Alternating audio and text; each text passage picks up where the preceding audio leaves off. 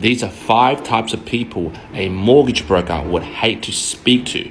And if you're one of them, you're probably hung up on the phone when you spoke to me because I would have roasted you, or you're probably been put off by my blunt honesty. Number 1, a first home buyer who books a call with me and challenges what I have to say to them. Now, mind you, 98% of first home buyers who book a call with me through TikTok are very decent people. But then you get the odd ones when I go to them, hey, you actually just need 5% deposit for your first purchase. Are you sure about that? My uncle, who's a mechanic, said you probably need more. Or something like, your first purchase, if you're going to buy an investment property, you got to pay stamp duty.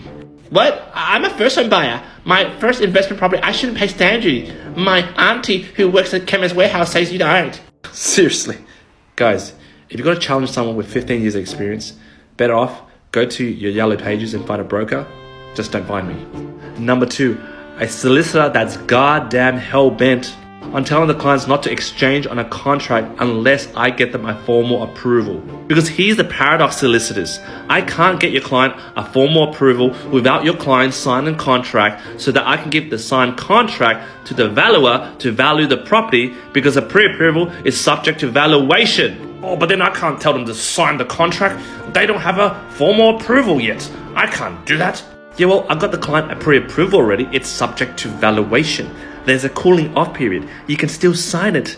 God damn it.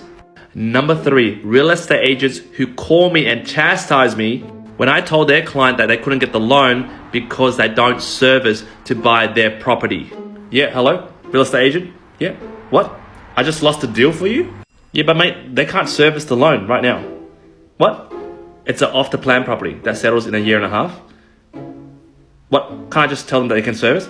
What? Dude, I don't know whether they have income in a year and a half. Yeah, what?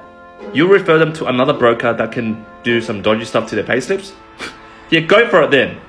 And number 4, green newbie bank assessors. When I've clearly written a 2-page essay on how the deal is good, where the strengths are, how the living expenses can be managed, you still come back asking me dumb questions like, the deal doesn't service, I'm just going to decline it. What? Don't decline it. Why does the deal service? A 30,000 credit card? Well, they can cancel it. And did you look at the year-to-date income of the client? They have earned bonuses and overtime. Did you include that? Well, I just saw that. Yeah, I'll try to use that. Mate, could you put your supervisor on the phone? Number 5, builders and developers that overpromise on a deadline on a project to a client. When the client's off the plan was supposed to settle next month, they overextended for another 8 months. And in that time, the finance has expired and we have to do it all over again.